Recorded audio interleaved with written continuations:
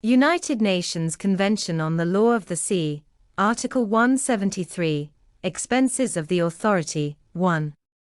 The contributions referred to in Article 171, subparagraph A, shall be paid into a special account to meet the administrative expenses of the authority, until the authority has sufficient funds from other sources to meet those expenses.